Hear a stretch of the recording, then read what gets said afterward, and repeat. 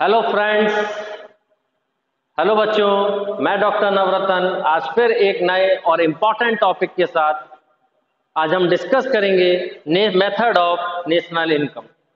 इससे पहले आपने अगर मेरे जो लास्ट वीडियोस हैं related to aggregates of national income, meaning of national income, normal resident of India और non normal resident of India, इससे पहले जो मैंने वीडियो बनाए हैं, अगर आप प्लीज आपने अगर उसको नहीं देखा है तो पहले आप उसको देखिएगा, फिर आज का वीडियो आप देखिए। क्योंकि अगर हम जब नेशनल इनकम की कैलकुलेशन की बात करेंगे, जिसमें हम मेथड्स की बात करेंगे, तो उन मेथड को जब हम कैलकुलेट करेंगे तो हमको पता होना चाहिए कि ग्रॉस को हमको नेट में कैसे कन्वर्ट करना होता है, नेट को हमको ग्रॉस में कैसे कन्वर्ट करना होता है, एमपी क्या होता है, एफसी क्या होता है। तो ये सभी चीजें डिटेल में मैंने एग्रीगेट्स ऑफ नेशनल इनकम में बतलाई हुई है। तो प्लीज कृपया करके आपसे रिक्वेस्ट है कि पहले आप उस वीडियो को देखिएगा जिसमें से आपको समझ में आ जाए कि हम जीडीपी को एनडीपी में कैसे कन्वर्ट करते हैं और क्या अलग अलग मेथड्स होते हैं। पहले आप उसको सुनिएगा, उसके बाद आप इसकी आज बात करें। चलिए, आज का जो नया टॉपिक है जिसमें हम बात करेंगे मेथड ऑफ नेशनल इनकम। देखिए, कैलकुलेशन के पॉइंट ऑफ व्यू से नेशनल इनकम के तीन मेथड होते हैं। पहला मेथड होता है value added method, second method होता है इनकम मेथड और थर्ड मेथड होता है हमारे पास expenditure method. Value added method की आज हम डिस्कस करेंगे, पूरी डिटेल एनालिसिस करेंगे। नेक्स्ट वीडियो में हम इनकम मेथड की बात करेंगे और उसके थर्ड वीडियो में हम एक्सपेंडिचर मेथड की बात करेंगे। इनके न्यूमेरिकल के लिए भी मैं अलग से वीडियो बनाऊंगा जिसमें आपके वैल्यू एडेड से रिलेटेड न्यूमेरिकल होंगे, इनकम से रिलेटेड न्यूमेरिकल्स होंगे और एक्सपेंडिचर से न्यूमेरिकल। तो इसमें आज हम बात करने जा रहे हैं यहाँ पर मेथड्स की। तो हम आपको ये बताना जरूरी होगा कि जब भी हम मेथड से कैलकुलेट करते हैं हम नेशनल इनकम को, तो कभी भी हमारी नेशनल इनकम कैलकुलेट होके नहीं आती। ऐसा क्यों? क्योंकि सर हम तो कैलकुलेट तो नेशनल इनकम कर रहे हैं, बट हम ये तीनों मेथड से जब नेशनल इनकम कैलकुलेट ही नहीं होगी तो कैसे पता चलेगा। तो यहाँ पर हमको, जब आप एग्रीगेट्स ऑफ नेशनल इनकम का जब मेरा वीडियो देखेंगे तो आपको क्लियर हो जाएगा कि हम यहाँ पर अलग अलग मेथड से जब कैलकुलेट करेंगे तो हमारी नेशनल इनकम कैलकुलेट नहीं होगी, बट हम उसमें एनालाइज करके उसमें से जो चीजें डिडक्ट की जाती हैं, उसको डिडक्ट करने के बाद, उसको माइनस करने के बाद, या कुछ चीजें ऐड की जाती हैं उनको ऐड करने के बाद हम नेशनल इनकम तक पहुंचेंगे। तो ये तीनों ही मेथड जो आपको मैं बता रहा हूं यहाँ पे, value added method, income method और एक्सपेंडिचर मेथड, ये डायरेक्टली नेशनल इनकम को कैलकुलेट नहीं करता। मतलब directly NNP at factor cost को कैलकुलेट नहीं करता, net national product at factor cost. ये हमको कैलकुलेट करना होता है, यहां तक हमको पहुंचना होता है। मगर ये तीनों मेथड एक अपनी अपनी वैल्यू को कैलकुलेट करते हैं। जैसे हम बात करते हैं वैल्यू एडेड मेथड की, तो वैल्यू एडेड मेथड आपको क्या कैलकुलेट करके देगा? GDP MP, gross domestic product at market price. तो हमको जीडीपी एमपी से कन्वर्ट करके एनएनपीएफसी कैसे कैलकुलेट किया जाए, क्योंकि एनएनपीएफसी ही हमारा नेशनल इनकम कहलाता है। तो यहां से हमको इसको कैसे कैलकुलेट करना है या जीडीपी एमपी को कैसे कन्वर्ट करना है एनएनपी में। तो इसलिए मैं आपसे रिक्वेस्ट कर रहा हूं, फिर रिक्वेस्ट कर रहा हूं कि एग्रीगेट्स ऑफ, अगर आप मेरा जो वीडियो है एग्रीगेट्स ऑफ नेशनल इनकम, अगर आपने उसको देखा होगा तो कहीं भी कोई प्रॉब्लम उसमें नहीं आएगी। सेकंड, जो हम इनकम मेथड की बात कर रहे हैं, इनकम मेथड से हमारे पास कैलकुलेट होता है एनडीपीएफसी। इसको भी हमें कन्वर्ट करना पड़ेगा एनएनपीएफसी में। तो ये भी हम उससे कर सकते हैं with the help of aggregates of income. और मैं आपको अभी यहाँ पे भी बताऊंगा कि किस तरह से कैलकुलेट करेगा, वन बाय वन मैं इसको यहाँ पे बताऊंगा किस तरह से हम इसको चेंज करेंगे, कैलकुलेट करेंगे। हमारा इनकम मेथड है तो एनडीपी कैसे कैलकुलेट होगा वो भी आपको डिटेल में बताऊंगा। लास्ट होता है हमारा एक्सपेंडिचर मेथड, और एक्सपेंडिचर मेथड से फिर अगेन हमारा कैलकुलेट होता है जीडीपी एमपी। और जीडीपी एनपी को कैसे हम कन्वर्ट करेंगे एनएनपीएफसी में, ये हम डिस्कस करेंगे हमारे, जब हम इसकी वीडियो को आगे डिटेल में पढ़ेंगे। चलिए, आज जो हम बात करने जा रहे हैं, बहुत इंपॉर्टेंट मेथड की बात करने जा रहे हैं, वैल्यू एडेड मेथड। चलिए हम इसकी डिटेल एनालिसिस करते हैं। चलिए वैल्यू एडेड मेथड को देखते हैं। तो वैल्यू एडेड मेथड को हम प्रोडक्ट मेथड के नाम से भी जानते हैं, नेट आउटपुट मेथड के नाम से भी जानते हैं और इंडस्ट्रियल मेथड के नाम से भी जानते हैं।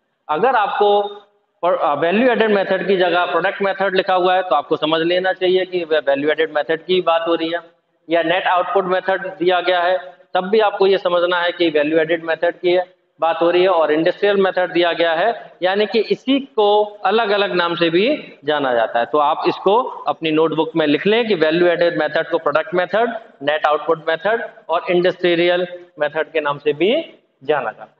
चलिए, वैल्यू एडेड मेथड में हम करते क्या, एक डेफिनेशन के थ्रू हम बात करते हैं कि value added is the difference between value of output.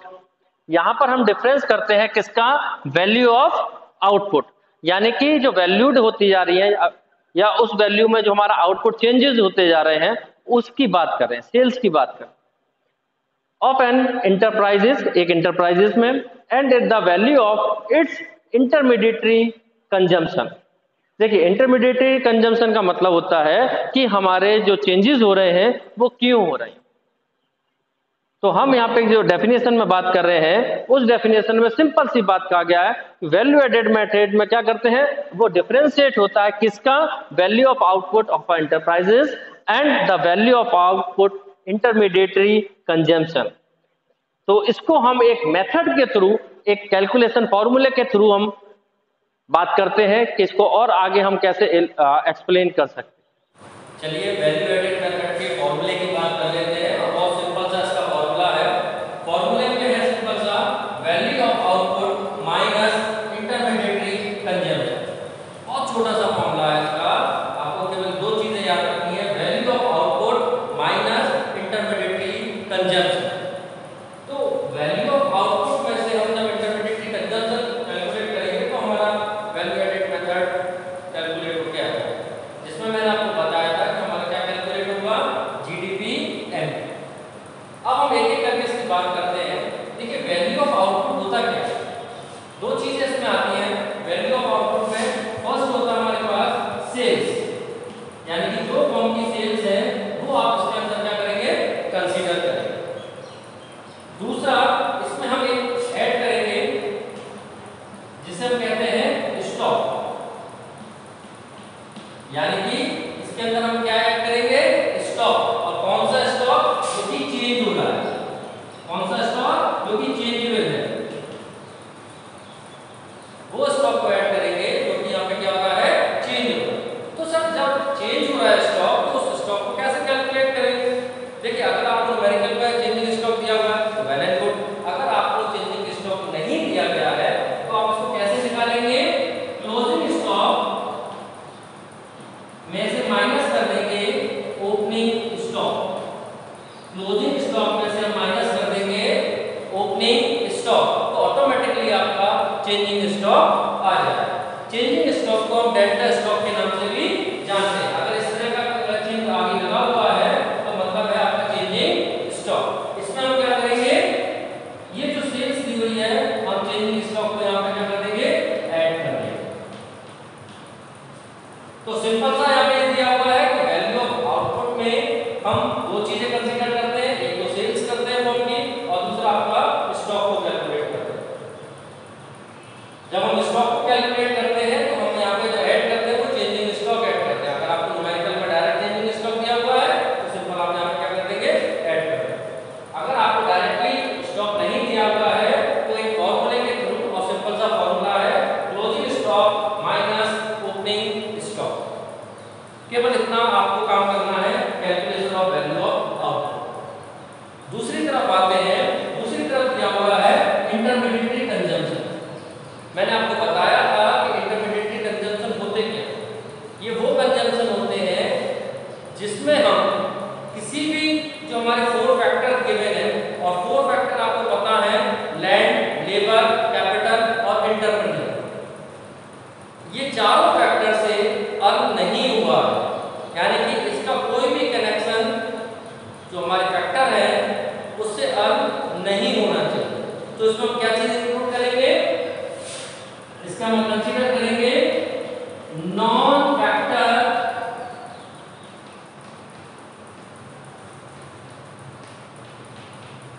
Inputs. क्या कंसीडर करेंगे, नॉन फैक्टर इनपुट्स। अब नॉन फैक्टर इनपुट्स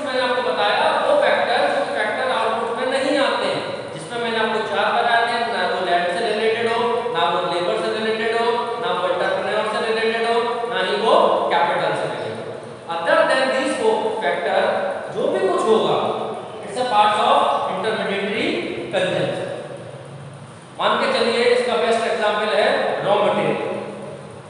आप जब रॉ मटेरियल परचेज करते हैं, ना वो आपका कैपिटल से रिलेटेड है, ना वो एंटरप्रेन्योर से रिलेटेड है, ना आपका नेट से रिलेटेड है, ना लेबर से रिलेटेड। तो हम इंटरमीडिएट कंजम्पशन में क्या कंसीडर करते हैं?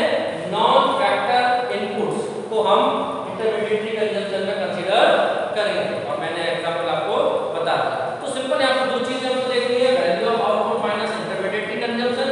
वैल्यू ऑफ आउटपुट कैसे कैलकुलेट होगा? दो चीजें आती हैं, sales plus changing in stock. Sales जो कि आपको फॉर्म में गिवन होगी, अभी हम इसकी न्यूमेरिकल भी करेंगे।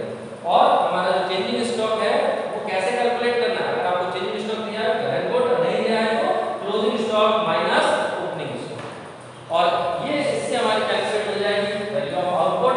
और यहाँ पर जो हम इंटरमीडिएट कंजम्पशन कर रहे हैं, वहाँ पर तो कौन से इनपुट्स को लेना है? नॉन फैक्टर इनपुट्स को। तो आपके दिमाग में आ गया फैक्टर इनपुट्स कौन से होते हैं? 4 होते हैं। और हम इसके अदर देन अगर 4 फैक्टर अगर इनपुट्स आ रहे हैं तो वो इसमें कंसीडर किए जाएंगे। नेट, लेबर, कैपिटल और एंटरप्रेन्योर के अलावा अगर कोई फैक्टर इसमें कंसीडर किया आ रहा है तो वो नॉन फैक्टर इनपुट्स का ही पार्ट होगा। चलिए एक एग्जांपल के थ्रू इसको समझने की कोशिश करते हैं। चलिए आइए एक एग्जांपल के थ्रू हम इसको समझने की कोशिश करते हैं। इस एग्जांपल में मैंने 4 एंटरप्राइजेस लिए हैं, जिसमें मैंने फार्मर को लिया, रोड मिल वाले को लिया, बैकर को लिया और शॉपकीपर को। इस एग्जांपल में हम क्या करेंगे? वैल्यू कैसे ऐड होगी। एक वैल्यू है इंटरमीडिएट कंजम्पशन है, उसमें हम कैसे वैल्यू को ऐड करते आते हैं, इस एग्जांपल के थ्रू समझते हैं। देखिए फर्स्ट कंडीशन यहाँ पे ये कह रहा है कि फर्स्ट मान के चलिए हम एक फार्मर है जो कि व्हीट का प्रोडक्शन करता है, गेहूं का प्रोडक्शन करता है। वो क्या कर रहा है कि जो व्हीट प्रोडक्शन कर रहा है उसका जो कंजम्पशन है, यानी कि इंटरमीडिएट कंजम्पशन है। इंटरमीडिएट का कंजम्पशन का मतलब है यहाँ पे कि जब गेहूं को प्रोडक्शन किया जाता है तो उसमें उसके बीज, सीड्स वगैरह, सिंचाई के लिए इन सब चीजों के जो खर्चे होते हैं, मान के चलिए वो खर्चा कितना हो गया? 200 रुपये। यानी कि एक फार्मर को आपका क्विंटल गेहूं कितने का पड़ रहा है? 200 रुपये का पड़ रहा है। अब उसने क्या करा? मार्केट में जब आया उसने कितने में से सेल आउट कर दिया? 600 रुपये में सेल आउट कर दिया। और ये खर्चा वो है जितना एक्चुअली उसकी कॉस्ट उसको पड़ी है। अब उसने कितने में सेल आउट कर दिया है? 600 रुपये। यानी कि इतने की वैल्यू थी और इतने में उसने क्या करा? सेल आउट कर दिया। तो कितनी वैल्यू ऐड कर दी? यहाँ पर फार्मर ने 400 रुपये उसमें क्या कर दिए? ऐड कर दिए। It's called value added. It's called value added. फिर सेकंड जो फ्लोर में है, उसने क्या किया कि जो फार्मर से जो गेहूं को परचेज करा और गेहूं को परचेज करा 600 में, और उसने उसको फ्लोर करके आटे में गेहूं को आटे में कन्वर्ट करके कितने में सेल आउट कर दिया? 800। तो यहाँ पर कितना वैल्यू एडेड हुआ कि 600 को उसने परचेज किया था, 800 को उसने सेल आउट किया, यहाँ पे कितना उसने वैल्यू ऐड कर दिया? 200। अगेन हम बेकर की बात करते हैं। फ्लोर मिल से बेकर ने उसको परचेज किया, उसके बाद उसका ब्रेड बनाया, मेकिंग करी उसमें, तो उसने कितने में परचेज करा? 800। और उसने जो कन्वर्ट करा ब्रेड में कन्वर्ट करके यहाँ पे उसको सेल आउट करा, तो कितने में सेल आउट करा? 1000 रुपीज। तो यानी कि 800 में उसने परचेज किया, 1000 में उसने सेल किया, कन्वर्ट करा और कितनी वैल्यू ऐड कर दी? जो 800 800 का था वो कितने कर दिया गया? 1000 का। कितनी वैल्यू ऐड हो गई यहाँ पे? अगेन 200। फिर उस ब्रेकर से फिर शॉपकीपर ने परचेज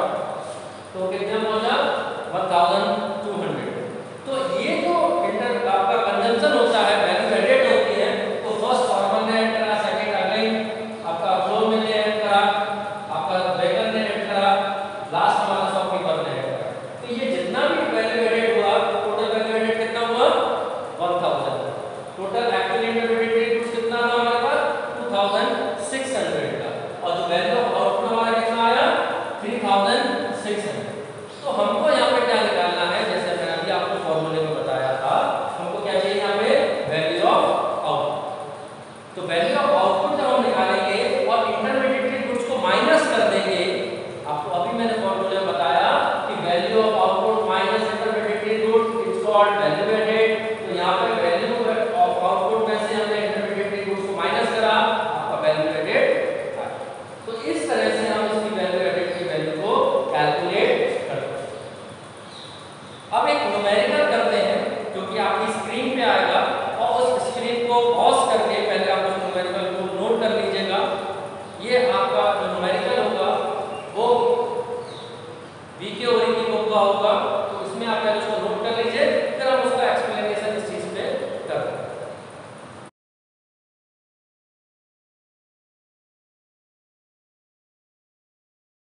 आपने आई थिंक आपने नोट कर लिया होगा। देखिए यहाँ पे दो चीजें पूछी गई हैं, दो फॉर्म दी हुई हैं, फॉर्म ए और फॉर्म बी, और दोनों ही फॉर्म के कुछ आउटपुट आपको दिए हुए हैं, कुछ आइटम आपको दिए हुए हैं, सेल्स से रिलेटेड है, कुछ अदर है आपका रिलेटेड। तो अभी हम यहाँ पे केवल हम फॉर्म ए की बात कर रहे हैं, बी आप घर पे कैलकुलेट करिएगा। जैसे मैं आपको यहाँ पे समझा रहा हूँ फॉर्म ए का, बी आपके लिए होमवर्क होगा, उसको आप घर पे कैलकुलेट करिएगा। सेम टू सेम चीजें उनको समझना क्या है कि फॉर्म ए की हम जो बात कर रहे हैं, तो सिंपल सा मैंने आपको फॉर्मूला बताया था, value of output minus intermediate consumption. ये आपका क्या था, फॉर्मूला था वैल्यू एडेड मेथड। अब मैंने आपको सेकंड बताया था कि वैल्यू ऑफ आउटपुट आएगा कहां से। तो वैल्यू ऑफ आउटपुट हमारे पास दो चीजों से आता है। पहला होता है हमारे पास सेल्स, उसमें हम ऐड कर देते हैं चेंजिंग स्टॉक या डेटा स्टॉक, और उसमें से माइनस कर देंगे इंटरमीडिएट कंजम्पशन। तो इंटरमीडिएट कंजम्पशन अभी मैंने जस्ट आपको एग्जांपल में बताया कि जो चीज हम परचेज करते हैं, किसी से परचेज करते हैं, उसमें जब हम कुछ चीजें ऐड करते हैं तो वैल्यू एडेड का पार्ट हो जाता है। तो हमने कितने में उस चीज को परचेज किया, तो यहाँ पे परचेज फ्रॉम फॉर्म बी, तो यहाँ पे हम किसकी परचेज लेंगे, यहाँ पे फॉर्म बी की, क्योंकि हम बना किसका रहे हैं, फॉर्म ए का। तो जो भी हमने इंटरमीडिएट कंजम्पशन परचेज किया है, यानी परचेज किससे किया है, फॉर्म बी से परचेज किया, तो जो बी से परचेज किया उसको हम उसमें से क्या कर देंगे, माइनस। तो यहाँ पे देखते हैं आगे, सेल्स आपको दी हुई है फॉर्म ए की 100। चेंजिंग स्टॉक के लिए हमारे पास कोई एब्सोल्युटली वैल्यू नहीं दी गई है चेंजिंग स्टॉक से रिलेटेड, तो हमको फॉर्मूले के थ्रू जो मैंने आपको बताया था, closing stock minus opening stock, उसी तरह हमने नोट करा। यहाँ पे क्लोजिंग स्टॉक दिया हुआ आपको 20 माइनस ओपनिंग स्टॉक दिया 25, और उसके बाद माइनस करेंगे परचेज फ्रॉम बी, तो यहाँ पे परचेज कितना किया हुआ है, 40। आगे चलते हैं कि 100 का में से हम इसको माइनस करेंगे, तो माइनस में क्या आ जाएगा, यहाँ पे 5, और ऑलरेडी यहाँ पे क्या है आपका 40। तो दोनों वैल्यू को टोटल वैल्यू होगी 45, और 45 को जब हम 100 से माइनस करेंगे तो हमारा आंसर कितना आएगा, 55। तो जो 55 हमारा जो आंसर आ रहा है क्या कहलाएगा, हमारा वैल्यू एडेड मेथड के थ्रू फॉर्म ए का वैल्यू एडेड पार्ट। तो यहाँ पर हमसे जो हमने फॉर्मूला बताया था, sales plus changing stock minus purchase from B, value को कैलकुलेट किया, जो आपकी स्क्रीन पर ऑलरेडी दिया हुआ है, उसको कैलकुलेट करके आया 55, जो कि वैल्यू है फ्रॉम ए। मैंने आपको बताया था जब हम वैल्यू ऑफ आउटपुट कैलकुलेट करते हैं, जब वैल्यू एडेड मेथड कैलकुलेट करते हैं, तो हमारे पास क्या कैलकुलेट हो जाता है, जीडीपी एमपी, यानी कि ये जो 55 है वो फॉर्म ए का क्या है, GDP MP, gross domestic product at market. ये यहाँ तक हमारा कैलकुलेट हो। अब हमको जब नेशनल इनकम को कैलकुलेट करना होता है, तो नेशनल इनकम को कैलकुलेट करने के लिए हमको चाहिए होता है NNP at factor cost, NNP at factor cost. तो यहाँ पर हम इसको कन्वर्ट करेंगे। अगर आपको एग्रीगेट्स ऑफ आपका जो नेशनल इनकम है, अगर आपने वो मेरी वीडियो देखी होगी तो ऑटोमेटिकली आप इसको कन्वर्ट कर सकते हैं। बट इसी न्यूमेरिकल में एक सेकंड पार्ट दिया हुआ है जिसमें वो ये कह रहा है आपको क्या कैलकुलेट करना है, यहाँ पे GDP at factor cost calculate करने के लिए कह रहा है। सेकंड इसी न्यूमेरिकल में आप देखिएगा, सेकंड कंडीशन कह रही है, तो यहाँ से यहाँ पे भी हमारा जीडीपी है, यहाँ पे भी जीडीपी है, बट वो कैलकुलेट क्या करने के लिए कह रहा है, आपका फैक्टर कॉस्ट, और हमारे कैलकुलेट होकर क्या आया है, जीडीपी एमपी। तो जब हमारा मार्केट प्राइस में से जब फैक्टर कॉस्ट को माइनस करते हैं, तो मैंने आपको